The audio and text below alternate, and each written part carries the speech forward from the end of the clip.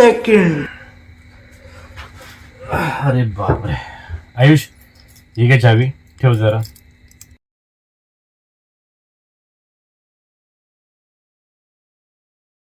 Next morning. जा आयुष, जा घेऊन ये. काय आणि कुठून घेऊन येऊ? चावी, गाडीची चावी. हा हा.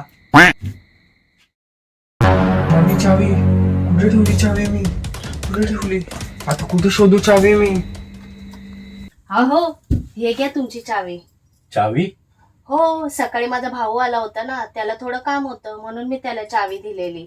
आणि तुम्ही झोपलेलात ना म्हणून मी तुम्हाला डिस्टर्ब नाही केलं. अरे बापरे. का, काय झालं?